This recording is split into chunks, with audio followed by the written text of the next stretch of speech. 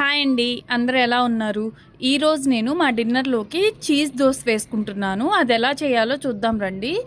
First అయితే ఒక onion dosa వేసుకున్నాను. దానికోసం ఆనియన్స్ని చిన్న చిన్న పీసెస్ లాగా కట్ చేసి ఉప్పు కారం మిక్స్ చేసి పెట్టుకున్నాను ముందే.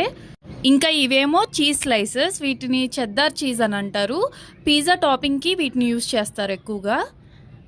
చీజ్ దోశ కోసం పెనం వేడైన తర్వాత పెనం పైన దోశ వేసుకోవాలి. ఆ తర్వాత దానిపైన ఒక ఎగ్ బీట్ చేసుకొని దాంట్లో కొంచెం సాల్ట్ అలాగే చిల్లీ ఫ్లేక్స్ని కూడా వేసుకుంటున్నాను. నేను ఇక్కడ కారం యూజ్ చేయనండి, కారం బదులు చిల్లీ ఫ్లేక్స్ వేసుకున్నాను. ఆ తర్వాత మన చీజ్ స్లైసెస్ ఉన్నాయి కదా, అవి చిన్న చిన్న పీసెస్ లాగా కట్ చేసుకొని దోశ మొత్తం స్ప్రెడ్ చేసుకున్నాను. దానిపైన కొంచెం చిల్లీ సాస్ అలాగే మయోనీస్ అండ్ ఆనియన్స్ కూడా వేసుకొని ఒక 5 minutes దోశను కాల్చుకోవాలి. చీజ్ అంతా మెల్ట్ అయ్యే వరకు కాల్చుకుంటే సరిపోతుందండి. మన చీజ్ దోశ రెడీ అయిపోయినట్లే. టేస్ట్ అయితే చాలా బాగుంటుంది, ట్రై చేయండి.